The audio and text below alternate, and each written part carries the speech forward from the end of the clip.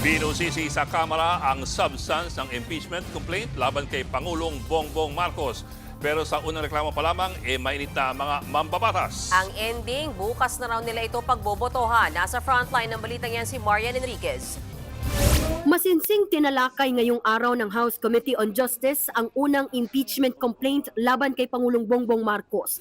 Inuna nila ang inihain ni Attorney Andre De Jesus na inendorso ni Pusong Pinoy Party List Representative Jet Misay. Inalam kung sufficient in substance ba ang reklamo o kung totoong may mga impeachable offense ang Pangulo.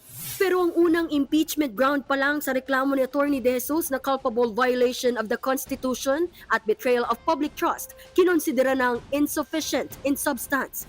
Base kasi sa reklamo, pinayagan umano ng Pangulo ang pag-aresto at pagsuko kay dating Pangulong Rodrigo Duterte sa International Criminal Court, isang hakbang na tinawag ng complainant na paglabag sa tiwala ng publiko.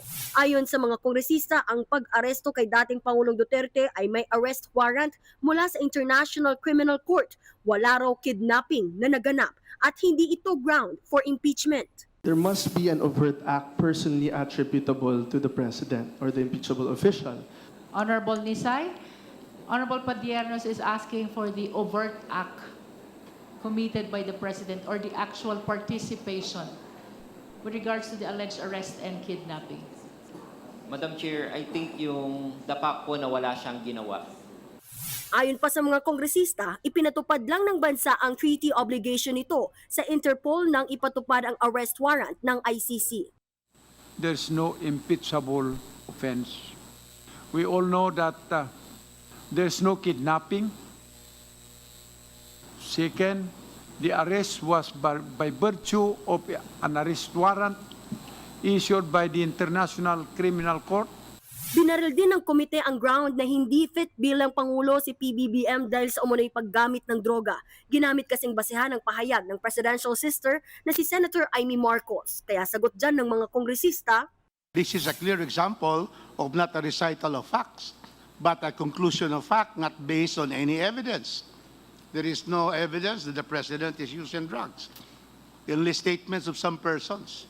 Senator Amy, the sister, admitted or alleged or announced that PBBM is a drug addict. Again, this is not a factual allegation but a conclusion that because Senator Amy admitted or announced that PBBM is an addict, then he must be an addict. sunod na tinalakay ang issue na bigo raw si PBBM na i-veto ang unprogrammed appropriations sa national budget. Pero sagot ng mga kongresista, hindi minamandato sa konstitusyon na i-veto ng Pangulo ang unprogrammed appropriations. Ayon pa kay Cagayan de Oro Representative Rufus Rodriguez, kailangang ipakitang may probisyon sa saligang batas na nilabag ang Pangulo rito. Hindi rin kumbinsido ang mga kongresista na impeachable offense ang alegasyong pagbuo ni PBBM ng Independent Commission for Infrastructure para pagtakpan umano ang kanyang mga kaalyado sa flood control scandal. Ipinagpabukas ng komite ang botohan kung sufficient in substance nga ba ang reklamo. The chair is in receipt of request to do the voting on the sufficiency in substance of De Jesus' complaint, but we will be voting on this tomorrow afternoon. Bukas din tatalakayin ang inihaing impeachment complaint ng Grupong Bayan at Makabayan Bloc. Ayon sa palasyo, nirerespeto ng Pangulo ang proseso. Ang sabi lang niya ay nandiyan ang proseso at kung anong proseso, igagalang niya. Nagbabalita mula sa Frontline, Marian Enriquez, News 5. Mga kapatid, Ed Lingaw po, maging maalam at may pakialam sa mga napapanahong balita sa ating bansa. Para sa mas malilimang pagtalakay at paghimay sa mga issue at headlines, mag-follow at mag-subscribe sa social media pages ng News 5.